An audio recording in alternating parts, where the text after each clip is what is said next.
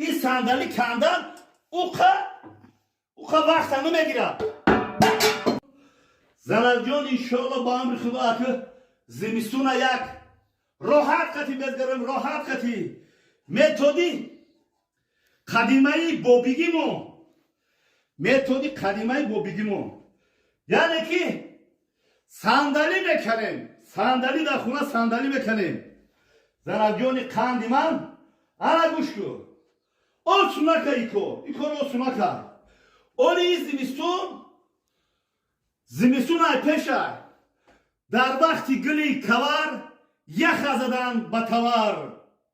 ای دهقانی بیخبر ارزم بیکار میگن. برای همین تو ماه ایونه یخبندی میشیده یخی مها. او دوره قدیم ده. خب برای همین زرگیون قندی من صندلی میکنیم.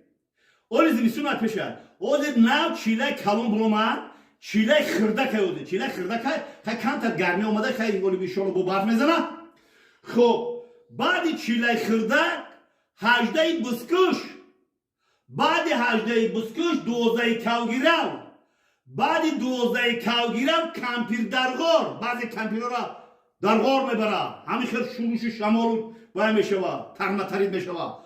بعدی کمپیر درغار حوت، بعدی حوت نوروز، بعدی نوروز شیر کنده بسوز خوش شو بگرد خو روز.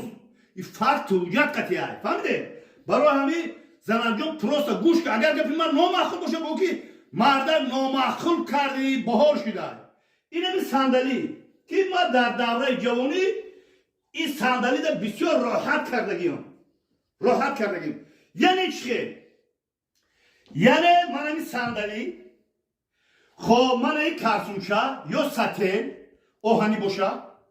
خب در تا این صندلی یک شقیچک میکنیم رنگ آخرچک بگیم یا که یک دگدونچک بگیم رنگ هر دگدون موره. خلاصه همین بخنجه در دوریم نه ارونی پول همین بخنجه در همین کمرالو نه با دودی کمر پرابلم از دیوتی کمرالو و هیچ وقت در صندلی نمیرزم.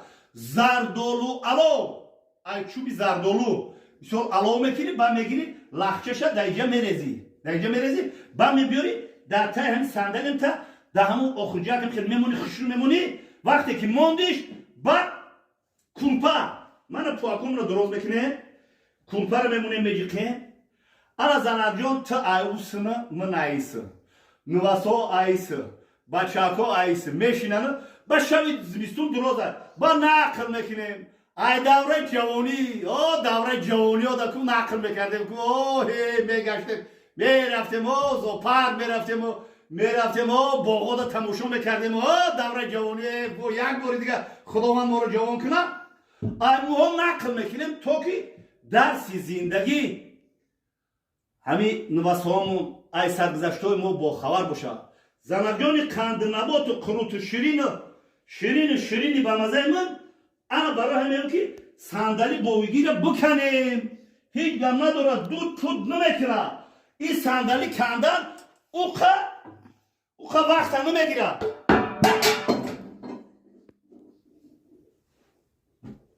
زنک بهار شده نمیکنیم صندلی